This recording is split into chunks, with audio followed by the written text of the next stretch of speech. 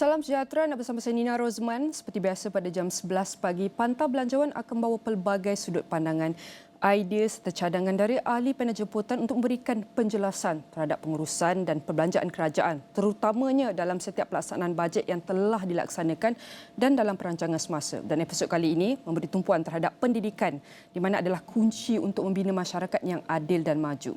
Justru isu yang dibincangkan oleh Kementerian Pendidikan KPM dalam pengumuman berhubung pembukaan sekolah khas untuk pelajar golongan miskin adalah amat penting. Dan KPM juga akan berusaha sedaya upaya untuk memastikan sekolah khas untuk pelajar daripada golongan miskin dapat dibuka dan beroperasi pada tahun depan. Menterinya Fadlina Siddiq berkata kemudahan memberikan pendidikan yang baik kepada anak-anak miskin di negara ini sememangnya sentiasa dalam perancangan kementerian, dan kita tahu pendidikan yang sama dan kualiti untuk golongan miskin merupakan prinsip penting untuk menangani masalah ketidaksamaan dalam masyarakat. Dan penting juga untuk kita lihat bagaimana untuk kita pastikan kejayaan pembukaan dan operasi sekolah khas oleh KPM untuk pelajar daripada keluarga berpendapatan rendah, dan adakah kita mampu untuk menangani ketidakseimbangan pendidikan serta mewujudkan peluang bagi komuniti terpinggir untuk mengakses peluang dan kemudahan pendidikan yang lebih baik. Dan sudah sedia untuk mengulas lebih lanjut, yang bersedia dalam talian adalah pakar pendidikan Pusat Kajian Kepelbagaian Pendidikan Fakulti Pendidikan Universiti Kebangsaan Malaysia UKM, Dr. Anwar Ahmad. Saya nak ucapkan terima kasih Dr. kerana sudi meluangkan masa bersama kami. Sebelum kita pergi ke aspek-aspek atau usaha penting yang perlu difokuskan dalam inisiatif ini, mungkin Dr. boleh kongsikan dulu realiti golongan miskin dalam mendapatkan akses pendidikan di Malaysia. Jadi Dr., apakah cabaran utama yang dihadapi oleh pelajar dari golongan miskin dalam mendapatkan akses pendidikan yang berkualiti? Bagaimana? Baik, terima kasih Nina. Yang pertama sekali kita harus memahami bahawa pendidikan ini salah satu faktor utama yang menyebabkan anak-anak kita terjejas dan juga berhadapan dengan isu keciciran dan juga tidak dapat peluang pendidikan yang baik adalah kemiskinan. Ini bukan hanya berlaku di negara kita, tapi juga banyak negara-negara lain di dunia, termasuk juga negara maju. Faktor kemiskinan adalah faktor utama kepada mengapa anak-anak berlakunya keciciran pendidikan. Baik, apabila kita bercakap soal pendidikan dan perjuangan kerajaan sepanjang kita merdeka tentang bagaimana sejak merdeka sampailah ke hari ini, kita telah melihat berbagai agenda, berbagai program, berbagai usaha yang telah dilakukan oleh pihak kerajaan, dan juga tidak terkecuali para NGO, badan individu dan sebagainya. Tapi kita fokus pada kerajaan. Kalau kita lihat pada tahun 1970, misalnya sebagai satu contoh bagaimana kita telah berjaya melakukan usaha untuk membasmi anak-anak yang tidak mendapat peluang pendidikan. Tahun 72 kita telah menganjurkan ataupun kerajaan telah menjalankan kajian berkaitan dengan keciciran murid pada 1972, dan sepanjang tahun seterusnya 74, 76 begitu, kerajaan telah melaksanakan beberapa saranan ataupun rekomendasi daripada kajian keciciran 1972, dan antara tindakan kerajaan adalah membina sekolah-sekolah asrama harian. Kalau hari ini kita lihat di negara kita, kita mempunyai hampir 1,500 buah asrama harian yang menempatkan lebih 100,000 orang murid-murid. Dan secara prinsipnya, pembinaan sekolah asrama harian pada 1974 dan seterusnya itu adalah untuk membantu anak-anak miskin. Itu matlamat asal mengapa sekolah-sekolah asrama harian dibina. Dan jumlahnya sekarang ini sudah mencapai 1,500 buah dan akan terus bertambah pada masa hadapan. Dan itu adalah satu usaha yang menampakkan kejayaan.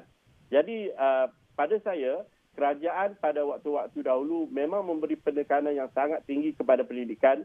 Kalau kita lihat bajet atau pembelanjawan kita sendiri pada setiap masa mesti meletakkan bajet pendidikan lah yang paling tinggi sekali dalam peruntukan. Itu juga satu bukti jelas bahawa usaha untuk memastikan pendidikan ini diberikan seluasnya peluang-peluang kepada pendidikan anak-anak kita telah dilakukan. Cumanya dalam keadaan hari ini, kemiskinan itu nampaknya semakin membesar, relatifnya semakin memuncak, keperluan kepada ruang-ruang ataupun bantuan-bantuan yang disediakan oleh kerajaan itu juga akan semakin bertambah. Jadi apa yang disarankan oleh Yang Amat Berhormat Perdana Menteri untuk membina sekolah khas bagi murid miskin ini, pada prinsipnya adalah satu tindakan yang baik. Maksudnya kita ingin membantu anak-anak miskin. Tetapi mungkin dari segi metodologinya, kaedahnya dan cara bagaimana usaha ini nak dilaksanakan itu yang perlu diperhalusi oleh pihak KPM. Ina. Okey, doktor, apa yang menariknya kalau kita bacakan di sosial media, kita tahu anak-anak muda ni ramai di sosial media dan kita tahu mereka melontarkan pendapat mereka. Kita tahu ini ada apa-apa inisiatif atau usaha daripada kerajaan, matlamat mereka adalah untuk membantu rakyat dan juga negara. Namun untuk kita lihat kepada persepsi, bagaimana untuk kita lihat terhadap persepsi yang negatif ni. Mungkin ada mengatakan inisiatif ni akan lagi melebarkan jurang antara miskin dan kaya, dan mungkin mereka ada katakan kenapa tidak upgrade saja usaha-usaha di rural area pendalaman ini, sekolah-sekolah dah even sedia ada ni, kenapa tak upgrade je daripada situ, kenapa perlu buka sekolah khas? Kerana kita tahu apabila kita buka sekolah khas ni, mungkin mereka akan kata okey, sekolah miskin pergi sekolah khas, tetapi kita tahu sebenarnya banyak aspek yang kita perlu teliti daripada usaha ini. Jadi bagaimana untuk kita fahami mungkin persepsi terhadap inisiatif ini? Bagaimana doktor? Ya, yalah sekarang ni musim PRN kan, Nina. Jadi kadang-kadang komen-komen yang diberikan itu mungkin dia akan bersifat politik. Tapi saya ingin melihat perspektif dari perspektif pendidikan. Secara prinsipnya, bila kita bercakap soal pendidikan dan pembinaan sekolah khusus ni, dari segi prinsip pendidikannya mungkin ia ada agak-agak ganjil. Kerana kita telah menyebabkan anak-anak kita berada dalam segmen-segmen yang berbeza-beza. Kita sebenarnya dari segi sejarahnya pun mempunyai beberapa keputusan yang ganjil yang terpaksa kita tanggung sehingga hari ini. Misalnya kita membenarkan kewujudan sekolah-sekolah pelbagai aliran, itu mungkin ganjil dalam prinsip pendidikan. Sedangkan kalau kita bercakap soal pendidikan, sekolah adalah tempat di mana semua anak-anak berada di ruang yang sama. Mereka bermain, berinteraksi, berkomunikasi, melalui pengalaman pembelajaran, pengalaman pendidikan, mendapat kemudahan yang sama dan sebagainya. Dari segi prinsip pendidikan, semua murid sepatutnya berada di sekolah yang sama kerana matlamat akhir pendidikan ialah untuk membina individu, untuk membina warga negara yang mempunyai common memory ataupun pengalaman-pengalaman yang sama supaya mereka boleh menjadi sebuah bangsa yang kuat pada masa depan. Tetapi disebabkan kita mempunyai sejarah kita sendiri, kita membenarkan kewujudan sekolah-sekolah pelbagai aliran, kita juga membenarkan kewujudan sekolah-sekolah agama disebabkan oleh bentuk apa yang dibenarkan dalam perlembagaan. Kita juga telah mewujudkan sekolah persendirian, sekolah swasta, sekolah antarabangsa dan sebagainya. Dan hari ini kita bercakap satu lagi bentuk sekolah, itu sekolah untuk anak-anak miskin. Jadi dari segi prinsip pendidikan, kewujudan sekolah untuk anak-anak miskin ini sebenarnya tidak ada keperluan. Yang diperlukan dalam pendidikan adalah membantu anak-anak miskin supaya mereka mendapat peluang pendidikan yang sama dengan semua anak-anak lain, khususnya daripada keluarga-keluarga yang berada. Jadi tidak ada perbezaan yang sepatutnya diwujudkan dalam sektor pendidikan. Sebab tu saya lebih cenderung dengan apa yang telah dilakukan oleh kerajaan apabila mereka menubuhkan sekolah asrama harian. Dengan kewujudan asrama harian ini, kita sebenarnya boleh membenarkan ataupun membuat dasar supaya semua sekolah-sekolah asrama harian ini diisi ataupun didiami oleh anak-anak daripada keluarga yang miskin.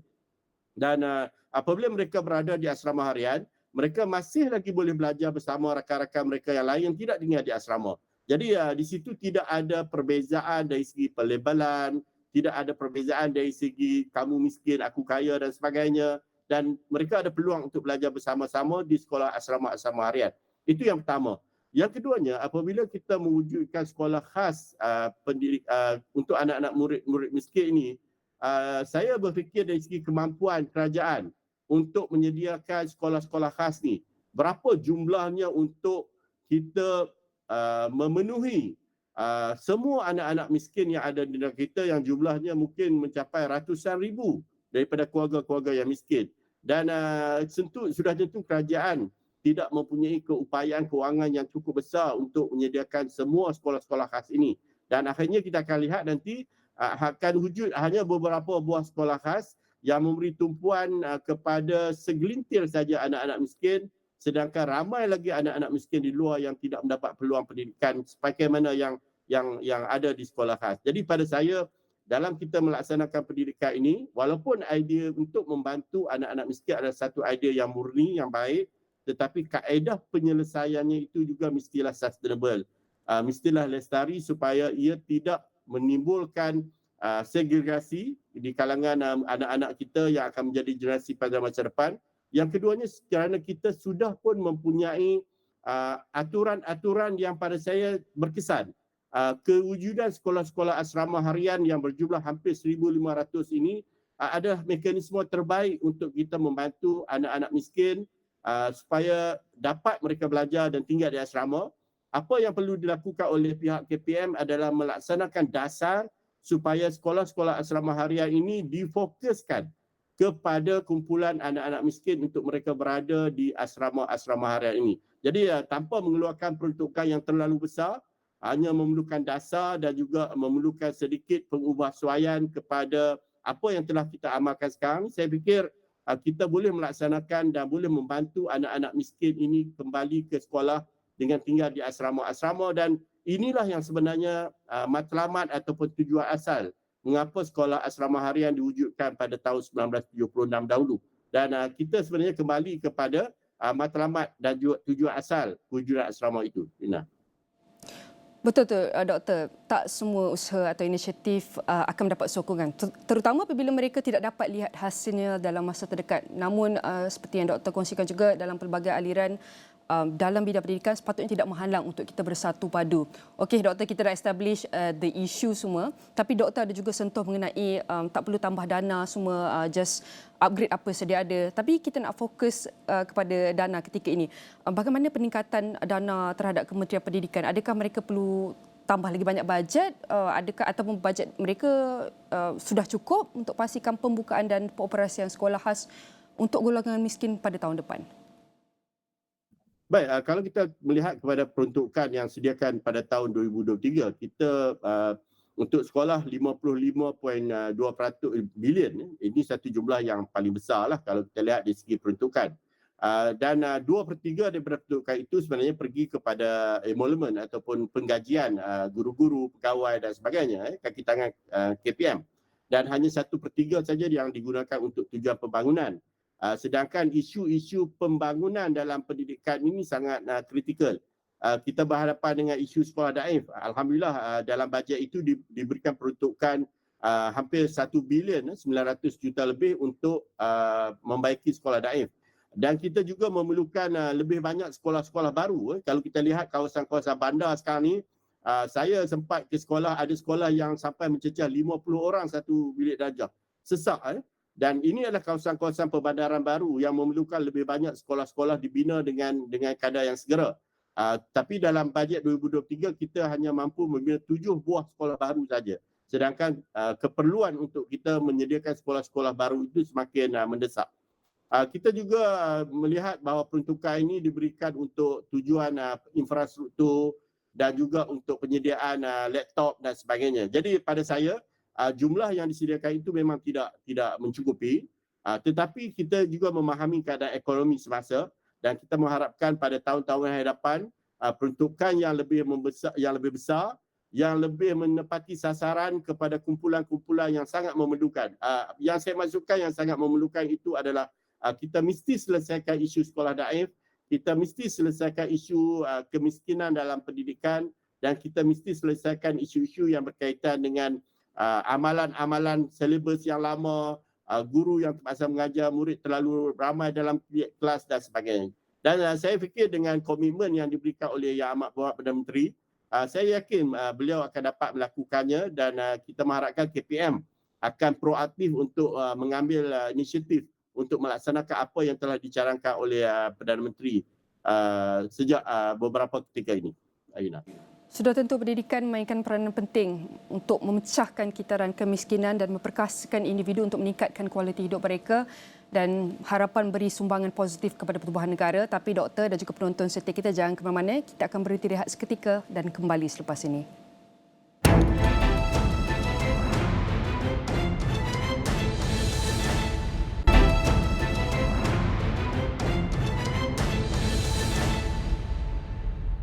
Bertemu kembali dalam Pantau Belanjawan. Kita akan teruskan perbincangan kita tentang sekolah khas di mana KPM akan berusaha untuk pastikan sekolah khas golongan miskin dibuka tahun depan.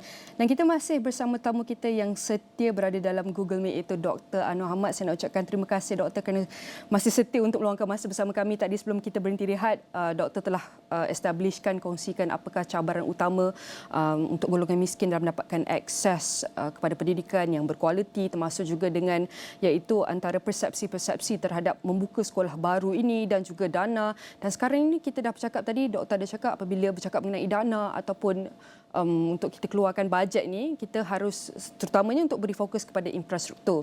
Dan untuk kita bercakap mengenai infrastruktur, bagaimana untuk kita pastikan penyediaan fasiliti pendidikan yang berkualiti. Kita tahu kita nak kemudahan yang beri pendidikan yang baik kepada anak-anak miskin yang harus menjadi keutamaan kita, termasuk kemudahan-kemudahan yang berkaitan dengan keperluan khusus dan kesejahteraan pelajar. Jadi doktor, sebenarnya macam mana kita nak pastikan kurikulum yang relevan untuk mereka? Kerana kita tahu penyedia ni guru bukannya semua background dia daripada iaitu daripada golongan miskin, dan mungkin mereka harus menyediakan mereka untuk cater terhadap iaitu pelajar-pelajar daripada golongan miskin ini. Mungkin doktor boleh kongsikan apakah rancangan ataupun strategi yang jelas boleh lagi disusun dalam perancangan ini. Bagaimana doktor? Baik, kalau kita menganalisis bagaimana misalnya negara-negara maju cuba untuk menyelesaikan isu-isu yang sedang kita bercakap sekarang ni. Maksudnya negara maju pada satu masa dulu juga berbincang bagaimana untuk menjadikan sekolah mereka berkesan, sekolah mereka menjadi sekolah yang berkualiti dan sebagainya. Kalau kita lihat banyak negara maju di dunia bercakap soal ini pada tahun 90-an. Pada waktu itu kita mungkin masih lagi dalam struktur yang lama, kita masih menggunakan kurikulum yang lama dan sebagainya. Tapi di negara maju, terutamanya di Eropah, mereka sudah bercakap bagaimana ingin mewujudkan 3 perkara. Yang pertama, bagaimana untuk menjadikan sekolah itu tempat yang sejahtera untuk murid. Well-being murid itu menjadi lebih baik dengan hadir ke sekolah. Yang keduanya, bagaimana untuk menjadikan sekolah itu berkualiti, pentadbirannya, infranya, adakah ia benar-benar memberi peluang pembelajaran kepada murid-murid. Dan yang ketiganya adalah tentang desentralisasi. Bagaimana mereka cuba untuk mengupayakan, to empower pentadbir sekolah, mengupayakan ataupun memperkasakan sekolah-sekolah untuk membuat banyak keputusan-keputusan yang sesuai dan selari dengan keperluan murid di sekolah masing-masing. Sebab sekolah ini wujud kalau negara kita ni ada yang di Kuala Lumpur, di tengah bandaraya, ada sekolah yang di pedalaman, ada sekolah yang di kawasan nelayan, ada sekolah di kawasan Felda. Jadi setiap sekolah ini mempunyai kepelbagaian keperluan. Dia tidak sama walaupun kita lihat sekolah itu sekolah kebangsaan ataupun sekolah menengah kebangsaan ataupun sekolah jenis kebangsaan ni, dia tetap mempunyai keperluan-keperluan yang berbeza untuk tujuan dan matlamat yang sama. Walaupun kita nak menjadikan anak-anak kita pandai, tapi keperluan murid-murid ini berbeza-beza antara kumpulan ini. Jadi apa yang berlaku di negara maju itu boleh kita jadikan sebagai panduan bagaimana mereka nak menguruskan sistem pendidikan mereka. Dan alhamdulillah kalau kita lihat sebagai contoh, banyak negara-negara yang dulu 30 tahun dulu bercakap soal kesejahteraan murid, syllabus yang lebih baik, desentralisasi, sekolah yang berkualiti, ini mereka telah mencapai tahap yang lebih baik dan memuaskan. Jadi kita juga ingin bergerak ke arah itu. Kita ingin menjadikan sekolah kita sekolah yang berkualiti, syllabus kita syllabus yang memberi keseronokan belajar pada anak-anak kita, kesejahteraan anak-anak kita di sekolah baik. Jadi ini semua adalah teras-teras utama kepada matlamat pendidikan. Dan apa yang perlu kita mulakan adalah dengan memastikan kita melakukan desentralisasi. Kita tidak boleh lagi dalam kerangka yang lama, desentralisasi. Dulu kita mengamalkan berpusat, centralized. Centralized dalam pendidikan ini kita warisi daripada penjajah. Penjajah memang ingin supaya mereka menguasai membuat keputusan-keputusan dalam semua sektor termasuk sektor pendidikan. Mereka tidak membenarkan desentralisasi berlaku kerana itu dilihat sebagai mencabar kuasa penjajah yang sebagai pentadbir Malaya ataupun Tanah Melayu pada waktu itu. Tetapi kita sudah merdeka. Kita sudah ingin membina satu kerangka pendidikan yang demokrasi. Kita mahu supaya guru besar, pengetua, pejabat pendidikan daerah diberikan ruang untuk membuat keputusan-keputusan yang terbaik untuk anak-anak di kawasan masing-masing. Kalau guru besar itu di sekolah pendalaman, apakah keperluan mereka di sekolah pendalaman? Apakah keadaan mereka yang sangat mereka perlukan berbanding dengan sekolah-sekolah di tengah bandar dan sebagainya. Jadi pada saya, untuk memulakan reformasi pendidikan, untuk menjayakan sistem pendidikan supaya kita lebih berkualiti, kesejahteraan murid lebih terjaga, perkara pertama yang harus dilakukan oleh KPM adalah dengan melakukan desentralisasi pendidikan, khususnya dalam soal hal ehwal murid, dalam soal pengajaran dan pembelajaran, dalam soal silibus, dan masih lagi kita boleh mengekalkan soal kewangan, soal pentadbiran undang-undang itu di peringkat pusat. Tetapi banyak perkara-perkara yang boleh kita desentraliskan supaya ia menjadi lebih berkesan, menjadi lebih efisien dan banyak tindakan-tindakan segera dapat dibuat untuk menambah baik apa yang sedang berlaku dalam sistem pendidikan di peringkat sekolah-sekolah negara kita. Nina. Baik, seperti yang doktor kongsikan bahawa kita perlu decentralize kerana kita tahu walaupun dah berada dalam satu golongan komuniti, satu kategori, tapi mereka mempunyai keperluan yang berbeza. Oleh itu kita bukan sahaja perlukan pelibatan daripada KPM, guru-guru sekolah, pentadbir urus, kita juga memerlukan pelibatan komuniti. Kita tahu pelibatan komuniti tempatan dan ibu bapa dalam proses pendidikan adalah amat penting. Dan bagaimana untuk kita pastikan pelibatan aktif mereka dalam pembangunan sekolah dan penyusunan program dalam inisiatif ini. Kerana kita tahu, doktor, bahawa ada yang menyangkakan bahawa okey, mereka sudah ada di sekolah pendidikan, mereka hanya duduk sekolah, mereka sudah dapat apa pendidikan yang mereka perlukan, apa pencerahan ataupun kesedaran yang mereka perlukan. Namun kita tahu walaupun kita sudah berhenti sekolah ke apa, knowledge pendidikan still akan tetap berterusan. Jadi doktor, bagaimana untuk kita pastikan pelibatan komuniti yang aktif terutama dalam golongan ibu bapa ini? Baik, terima kasih Nina. Kalau kita melihat pada kajian-kajian berkaitan dengan pelibatan ibu bapa, kita tahu bahawa sekolah-sekolah yang mempunyai pelibatan aktif ibu bapa, maksudnya ramai ibu bapa yang terlibat aktif di sekolah. Macam ada ikuti program, hadir mesyuarat, terlibat dengan berbagai-bagai aktiviti di sekolah, sering berjumpa guru dan bertanya khabar dengan guru-guru, berbincang tentang anak-anak, kita akan lihat bahawa sekolah itu akan mengalami penurunan masalah-masalah disiplin yang ketara. Jadi kalau sekolah itu sangat rapat hubungannya dengan ibu bapa mengenali guru-guru, saling berinteraksi, saling berbincang tentang keperluan sekolah, tentang keperluan anak-anak di sekolah dan sebagainya, kita dapat lihat secara kajian bahawa penurunan masalah disiplin berlaku dengan begitu ketara. Maksudnya anak-anak tahu bahawa ibu bapa mereka sangat rapat dengan guru-guru, ibu bapa mereka sangat rapat dengan pihak sekolah dan guru-guru juga tahu bahawa ibu bapa sangat mengambil berat tentang anak-anak. Sebab itu kalau kita lihat sekolah-sekolah yang mempunyai hubungan rapat dengan ibu bapa, masalah disiplin akan menurun, cara pengajaran guru juga sangat lebih baik kerana guru juga tahu bahawa apa yang diajar oleh mereka kepada anak-anak itu akan sampai kepada ibu bapa kerana hubungan yang rapat. Sebab itu dalam kita melihat pendidikan yang berkualiti, salah satu teras kepada pendidikan berkualiti adalah sinergi ataupun hubungan yang baik antara sekolah dengan ibu bapa, sekolah dengan komuniti. Itu menjadi salah satu teras ataupun prasyarat untuk menghasilkan pendidikan ataupun sekolah yang berkualiti. Hubungan dengan ibu bapa sangat penting. Pada masa yang lalu, kita tidak begitu memberikan penekanan kepada hubungan dengan ibu bapa. Kalau zaman saya tahun 70-an dulu, kalau ibu bapa itu dipanggil ke sekolah, dalam pemikiran ibu bapa mesti anak dia melakukan kesalahan ataupun ada isu disiplin dan sebagainya, sebab itu dipanggil ke sekolah. Jadi itu cara lama kita berfikir tentang pendidikan dan hubungan dengan ibu bapa.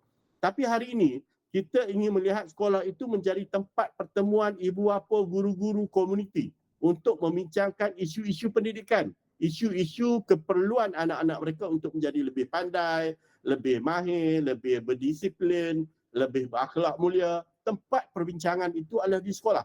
Jadi bukan sekolah itu hanya untuk tujuan akademik, tetapi sekolah itu adalah untuk menyediakan anak-anak kita menjadi insan-insan yang baik seperti yang selalu disebut oleh Yang Berhormat Menteri dan juga Ketua Pengarah Pendidikan kita, ABC, anak yang baik dan pintar dan sebagainya. Sekolah itulah tempat ataupun ruang di mana usaha-usaha ini dilakukan bukan saja oleh guru tetapi juga dengan usaha daripada komuniti, daripada ibu bapa dan sebagainya. Tapi ini jadi satu budaya. Ini harus menjadi satu budaya. Kita harus membina budaya ini sehingga ada ibu bapa yang rasa sedikit kekok dan tidak selesa kalau mereka tidak berhubungan dengan guru-guru ataupun menghubungi guru, berkomunikasi dengan guru, hadir ke sekolah, mereka rasa kekok kerana ia sudah menjadi satu budaya yang baik, ya.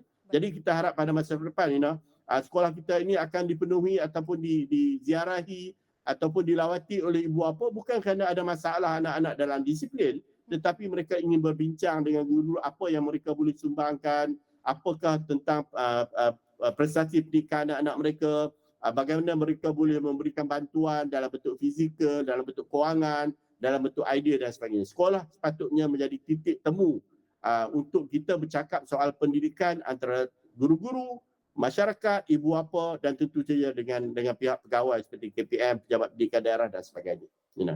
Okay, Doktor, berbagi seminit saja. Kita tahu sokongan dan pemantauan berterusan juga penting untuk kerajaan dalam beri sokongan dan pemantauan berterusan dalam pelaksanaan sekolah khas ini agar dapat pastikan ia mencapai matlamatnya dalam memberikan peluang pendidikan yang adil dan merata bagi golongan miskin. Mungkin Doktor boleh kongsikan harapan Doktor dengan pelaksanaan sekolah khas ini. Bagaimana? Baik, tentunya atas inisiatif kerajaan, jika walaupun kita dari segi prinsip pendidikannya kita bercakap tidak ada keperluan untuk sekolah khas ini, tetapi lebih kepada memperkasakan sekolah-sekolah asrama harian sebagai sekolah asrama-asrama untuk keperluan anak-anak miskin. Tapi jika pihak KPM melihat bahawa kita perlu melakukan rintis ataupun kajian rintis ataupun memulakan beberapa buah sekolah, saya fikir itu adalah satu tindakan yang baik untuk kita melihat kesannya, dan kita harapkan supaya dengan dapatan-dapatan kajian hasil pada rintis ini, ia akan dapat membuka lebih banyak perbincangan, ia akan membuka lebih banyak ruang untuk kita melihat adakah keperluan sebenar kepada isu sekolah untuk anak-anak miskin ini. Sebab kalau kita lihat segi datanya, yang berlaku keciciran kebanyakannya di pelajar sekitar 3, 4 dan 5. Anak-anak sekolah rendah ni keciciran sangat rendah, tetapi sekitar 4, 5, 3, 4, 5 inilah yang banyak berlaku keciciran. Jadi kalau kita nak menyelesaikan isu keciciran, kita harus melihat kepada kumpulan sasaran yang berada di sekolah menengah ini, dan saya fikir itu boleh dilakukan oleh pihak KPM. Dengan memberi perhatian kepada aspek-aspek ini, kita berharap kerajaan dan kerjasama pihak berkepentingan dapat meningkatkan peluang pendidikan yang setara dan berkualiti bagi golongan miskin dan seterusnya mewujudkan masyarakat yang lebih adil dan maju. Sekali lagi saya nak ucapkan terima kasih kepada Dr. Anwar Ahmad, merupakan pakar pendidikan Pusat Kajian Kepelbagaian Pendidikan Fakulti Pendidikan UKM, dan semua perkongsian ini akan kami rangkumkan dalam astrawani.com dan semua platform digital Astrawani. Sekian saja Pantau Belanjawan pada kali ini. Saya Nina Rozman. Salam hormat.